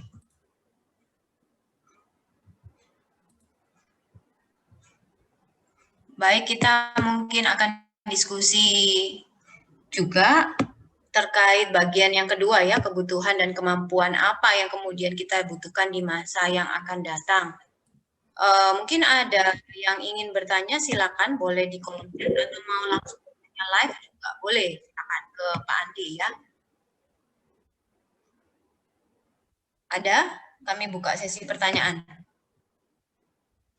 Kalau belum ada, mungkin Pak Andi saya ingin bertanya terkait ini ya, kalau tadi Pak Andi memaparkan banyak sekali data-data, termasuk juga kondisi saat ini di mana banyak pekerja yang bekerja di rumah gitu ya, kemudian bekerja di rumah ini dianggap memiliki dampak yang negatif gitu, itu sesuatu yang menarik. Tapi saya ingin bertanya juga Pak, konteksnya kalau di KG Media seperti apa? Karena ada beberapa perusahaan itu malah justru PW ya, maksudnya nyaman dengan ternyata kondisi bekerja di rumah itu boleh juga diteruskan setelah pandemi gitu ya. Nah, dari kalau Pak Andi melihat sendiri gitu ya, memantau sendiri di KG Media ini seperti apa Pak kira-kira kondisi bekerja di rumah ini gitu. Setahu saya ada beberapa perusahaan besar yang memang menetapkan ini akhirnya tidak hanya berhenti waktu di pandemi gitu ya, tapi setelah pandemi mungkin sistem kerja yang seperti ini itu akan diteruskan gitu ya. Gimana Pak menanggapi? Oke Bu, agak putus-putus, tapi moga-moga saya dapat pertanyaannya adalah bagaimana KG Media menyikapi kebijakan work from home-nya. Nah, kita sejak dari tanggal 15 Maret, saya ingat ketika Pak Jokowi tadi memberi instruksi lah ya untuk bekerja di rumah, kita langsung memang menerapkan work from home. Dan kita selalu satu stage lebih ketat daripada yang diperbolehkan pemerintah gitu ya. Ketika pemerintah bilang bahwa boleh 50%, kita bilang enggak, kita mau 25%. Karena sebenarnya kita melihat memang banyak sekali pekerjaan yang bisa dilakukan dari rumah. Kenapa selama ini kita tidak lakukan dari rumah? Karena tadi sebenarnya kepercayaan kita terhadap karyawan itu masih rendah gitu dalam hal, lu kalau di rumah kayaknya nggak produktif lah. Nah, tapi kita melihat, karena ini juga culture perusahaan ya Bu, karena saya banyak ngobrol lah dengan media-media lain, ada yang memang culture-nya itu maskulin gitu ya, culture company-nya maskulin. Ya pandemi nggak pandemi kita harus kerja, supaya tadi semua tetap produktif dan lain-lain. Cuman kalau kami di spektrum culture perusahaan gitu ya, kita kalau KG itu ada di spektrum yang mungkin paling feminin. Bukan artinya kita kecewe-cewean, enggak, tapi kita ya seperti ibu lah ya, kita ingin paling semaksimal mungkin itu kita memang utamakan kesehatan, melindungi dari karyawan kita. Nah, pertanyaannya memang dari teman-teman juga di KG, setelah pandemi ini apakah work from home bisa berlanjut? Kalau saya memberikan kebebasan itu sih, karena teman-teman karyawan sebetulnya mereka yang paling tahu. Ada pekerjaan yang mereka bisa efektif di rumah dan bahkan lebih efektif di rumah, karena nggak perlu macet-macetan ke kantor dan lain-lain. Tapi ada pekerjaan atau ada bagian dari pekerjaan di mana mereka harus ada di kantor. Atau paling nggak bukan di kantor, tapi mereka harus bisa melakukan discussion, kolaborasi bersama teman-teman yang lain, nggak bisa bekerja secara solo, secara mandiri di rumah. Artinya tugas kami sebagai pimpinan perusahaan adalah mengidentifikasi tadi, mungkin bukan cubicles, tapi open room untuk discussions yang bisa memang men-trigger kreativitas. Jadi saya rasa itu akan menjadi perubahan yang akan permanen ke depannya ya, bahwa ada pekerjaan memang yang tidak perlu dilakukan di kantor, lebih produktif di rumah, tapi untuk pekerjaan atau jenis aktivitas yang harus dilakukan di kantor, kita harus merubah itu fasilitas dari tempat kerja kita untuk memfasilitasi tadi pekerjaan mungkin yang tidak efektif lagi dilakukan, yang efektif justru dilakukan di kantor, tapi dengan setting yang berbeda gitu ya.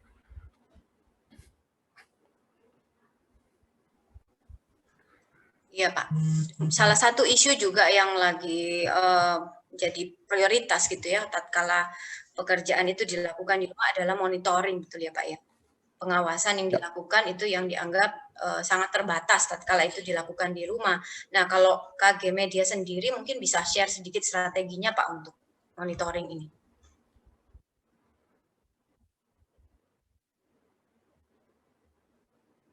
Sorry Bu, saya nggak gitu kedengeran suaranya. Mungkin bisa dimatikan kameranya untuk maaf, bantu si Zoom ini. putus-putus ya. Thank Pak you. Zoom hari ini lagi bermasalah mungkin ya. Kalau ini sudah lebih jelas Pak? Masih putus-putus Bu. Oh, masih putus-putus juga.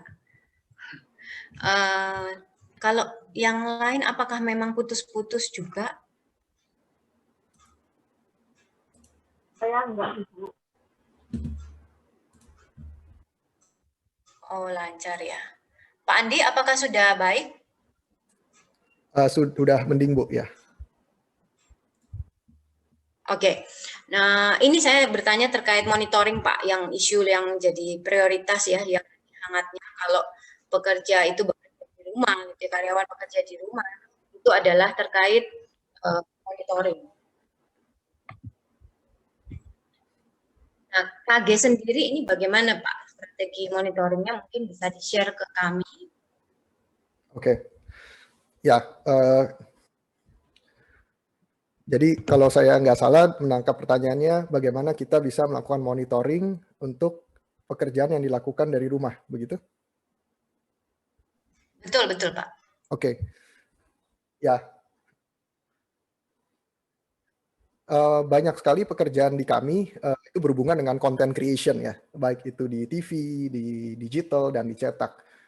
Dan kita sebenarnya, saya nggak cuma kita ya, tapi sebagian besar media, mereka pasti punya cara untuk bisa mencatat produktivitas dari tiap content creator, berapa banyak artikel yang dibuat, berapa banyak artikel online yang diproduce, yang dipublish, berapa banyak. Dan kalau TV kan kita udah sangat regimented gitu ya, schedule TV itu udah sangat ketat, artinya kita bisa tahu, wah ini kok program nggak tayang gitu ya. Dan selama ini puji Tuhan ya tadi semua yang harus tayang itu tayang, dan jumlah produktivitas yang harus kita tayangkan baik di online, di cetak itu masih tumbuh, bahkan bukan berkurang di masa work from home ini.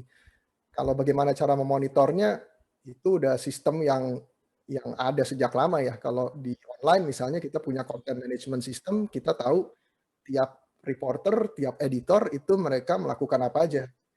Berita, mempublish berita, itu semua measurable, bahkan sampai ke page views dan jumlah user yang di-attract oleh artikel-artikel yang mereka produce. Jadi itu bukan di-develop hanya saat kita melakukan work from home, tapi itu sudah ada semua. Jadi sebetulnya yang menghalangi kita untuk work from home sebelum pandemi ini adalah lebih ke tingkat trust kita terhadap karyawan kita sendiri ya. Padahal semua itu sebagian besar udah bisa diukur. Nah, yang agak susah diukur memang yang mungkin berhubungan dengan pekerjaan yang ke support ya.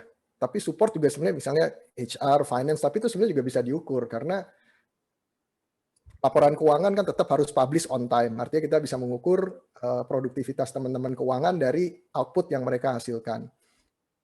Kalau teman-teman HR kita tahu ya tadi memprovide support untuk teman-teman yang di lapangan, karena dari awal pandemi teman-teman HR punya tugas untuk mensupport dengan teman-teman di lapangan dengan masker, dengan vitamin, dengan hand sanitizer, itu tetap terlaksana secara output. Jadi paling enggak secara output kita bisa lihat produktivitasnya terganggu apa enggak. Yang problem adalah memang ada pekerjaan yang tadinya ada menjadi tidak ada dengan pandemi ini. Misalnya event. Kita di media seringkali menyelenggarakan event-event offline gitu ya. Nah itu hilang tuh. Artinya produktivitasnya kalau kita berharap Ya, betul Pak. teman-teman di event itu tetap kerjanya sama, ya nggak ada pekerjaan. Artinya harus memang di reskill untuk melakukan event secara online. Berarti ini sedang jalan event online juga ya Pak Andi?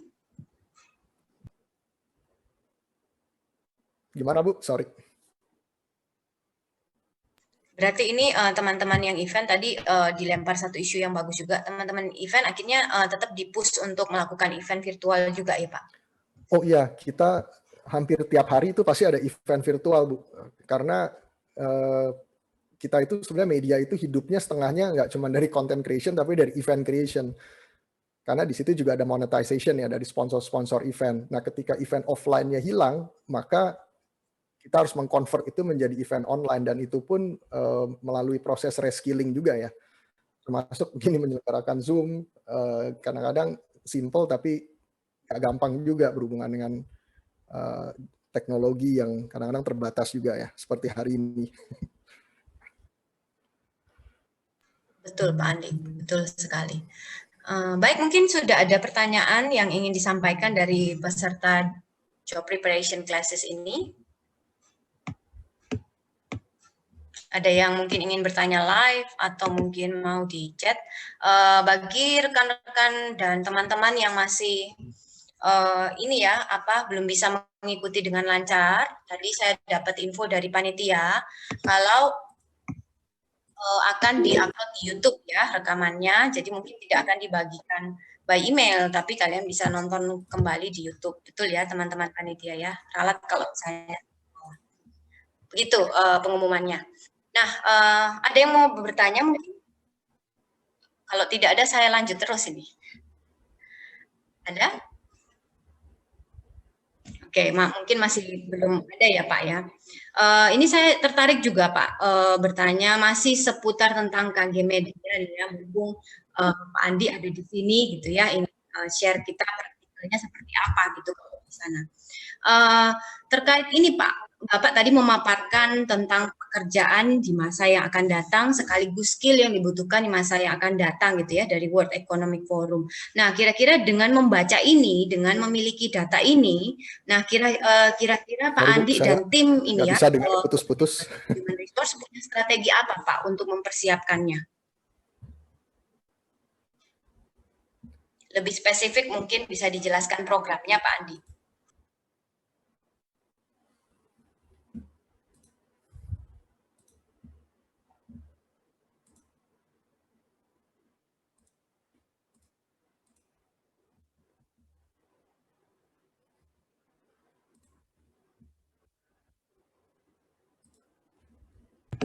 Maaf, Bu Lisa gimana?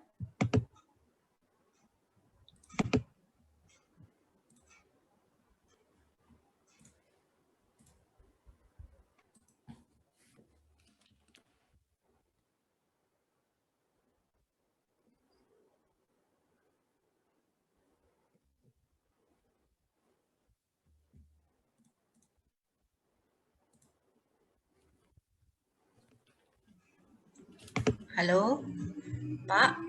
Ya Bu, agak putus-putus Bu tadi. Oh ya, sekarang sudah jelas Pak? Udah lebih jelas Bu, ya. Baik, satu pertanyaan terakhir ya Pak sebelum kita menutup sesi. Mungkin Bapak bisa share dengan teman-teman di KG Media terkait apa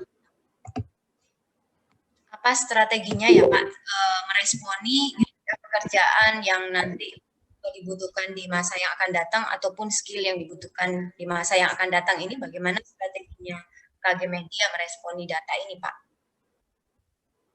Mungkin lebih spesifik, mungkin Pak Andi bisa contohkan programnya, boleh.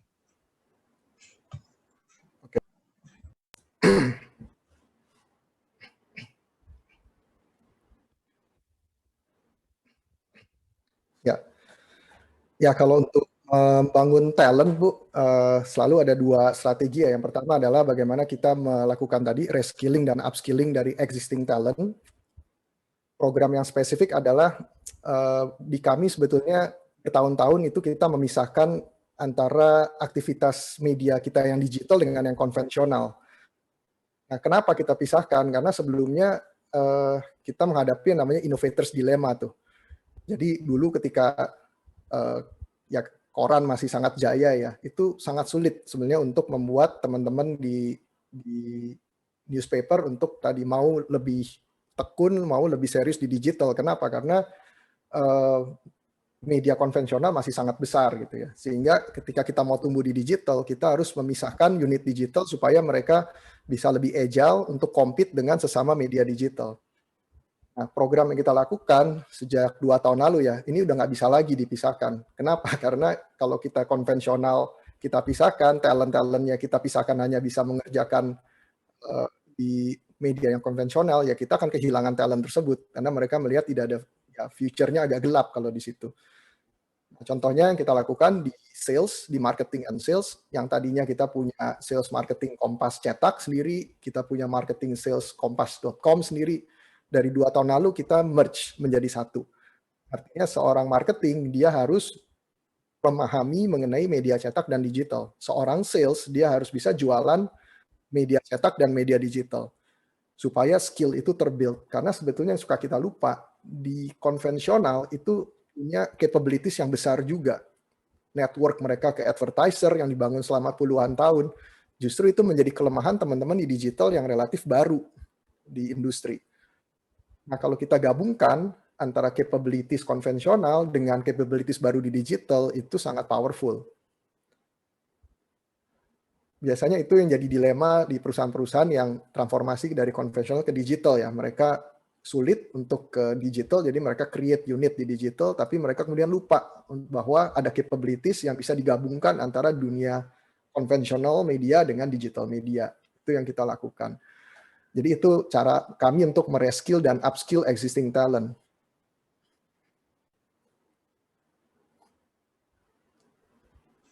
Mungkin bisa Ya, Bu, diberikan gimana? contoh, Pak, mengkombinasikan ini bagaimana?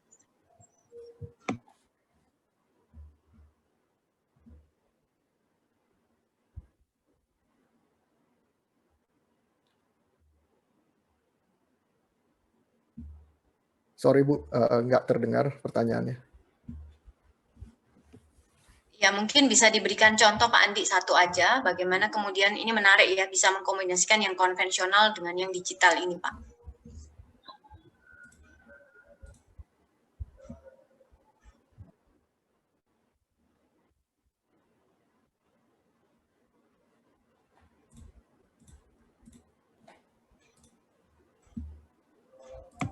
Pak, atau belum jelas, saya mungkin tulis di chat aja ya Pak ya.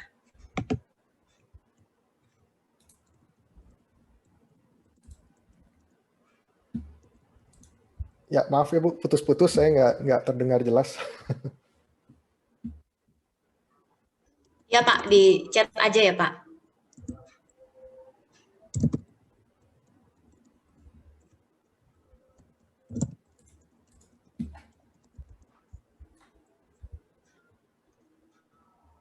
Oke, mohon diberikan contoh, salah satu untuk menggabungkan konvensional dan digital. Ya, itu kita aturnya sebenarnya dari organization structure-nya, Bu. Karena kita kan di company ini kan orang-orang HR-nya paling pinter lah bikin struktur organisasi tadi ya.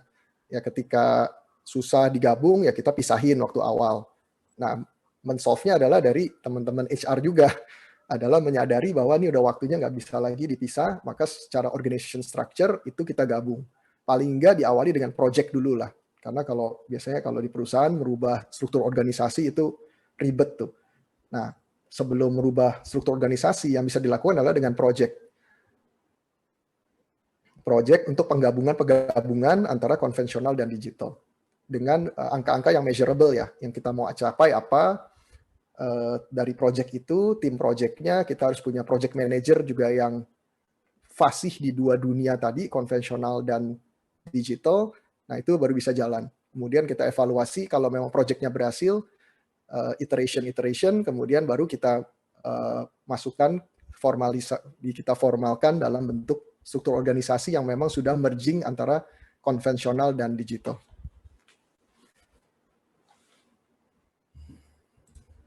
Baik, terima kasih banyak Pak Andi. Saya rasa waktunya kita sudah ini ya sangat lewat, tapi saya percaya ya teman-teman panitia juga percaya kiranya materi dengan segala kendala hari ini yang boleh kita alami masing-masing pasti ada manfaat yang bisa diberikan gitu ya ke para peserta job preparation, teman-teman mahasiswa, alumni maupun Bapak Ibu dari institusi yang lainnya. Gitu ya. Satu hal yang saya note yang sangat menarik ya teman-teman ya, kalau mau survive di masa yang akan datang itu jangan kalah dari teknologi ya. Teman-teman harus terus mengasah skillnya dan menjadi penguasa teknologi. Gitu ya, maka teman-teman pasti akan teman-teman akan dicari gitu ya di masa yang akan datang. Kira-kira suara saya masih terdengar atau tidak? Baik. Tetap belajar terus ya. Pembelajaran bukan hanya di universitas saja ya, teman-teman yang mau lulus ini besok gitu ya. Tetap belajar walaupun Anda sudah tidak berkuliah, tapi terus upgrade ilmu dan terus willingness to learn-nya itu harus tinggi gitu ya. Baik, saya akan tutup sesi ini dengan doa.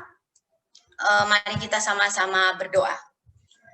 Bapak, kami mengucap syukur untuk hari ini Tuhan telah menyertai kami walaupun dengan segala kendala dan halangan yang boleh kami alami lewat teknologi ini, tapi acara ini tetap boleh berjalan hingga pada selesainya. Kiranya ya Tuhan, materi yang boleh disampaikan Pak Andi boleh tetap dapat bermanfaat bagi kami semua dan boleh menjadi bekal yang baik bagi kami saat kami memasuki dunia pekerjaan nantinya.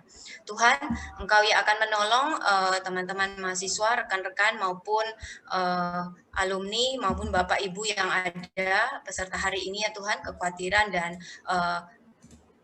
pergumulannya saat nanti memasuki dunia pekerjaan, Engkau yang menolong, berikan kekuatan, hikmat, kebijaksanaan agar mereka dapat menempuh dunia pekerjaan dengan segala perubahan dan dinamikanya dengan baik. Tuhan juga yang akan memberkati, kami sangat mengucap syukur dengan Pak Andi hari ini yang boleh share kepada kami semua. Kiranya Tuhan yang selalu memberkati beliau dengan keluarganya dan pekerjaannya di KG Media. Terima kasih banyak Tuhan atas pimpinan dan penyertaan Tuhan. Kami mau tutup doa ini di dalam nama Tuhan Yesus. Kami berdoa. Amin. Halo, apakah suara saya masih jelas? Ya. Oke, baik. Yang terakhir sekali pengumuman ya, teman-teman. Silakan, ini ada saran dan masukan, tolong diisi.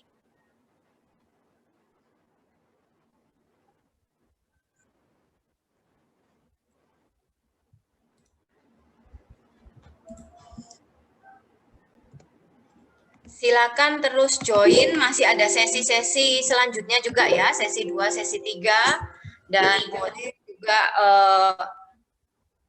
follow terus Instagram Petra Career Center, gitu ya. Memiliki info menarik tentang pekerjaan dan juga lowongan-lowongan, gitu ya. Silakan mengikuti ya kesempatan ini teman-teman, semuanya ini gratis untuk Anda semua, gitu ya. Jadi tidak berbayar, silakan dimanfaatkan fasilitas. Baik, terima kasih banyak rekan-rekan semua. Mohon maaf kalau hari ini banyak kekurangan, tapi semoga bisa bermanfaat dan semoga kalian semua sukses dalam dunia pekerjaan nantinya dan tetap semangat ya walaupun semuanya berjalan cara Tuhan memberkati kita semua. Saya kembalikan ke pusat Petra Career Center. Terima kasih Bu Lisa, terima kasih teman-teman panitia, terima kasih Pak Andi, terima kasih KG Media. Terima kasih Bu. Mohon maaf kalau ada kekurangan, banyak kekurangan. Terima kasih. Betul Pak, kami juga terima kasih Pak.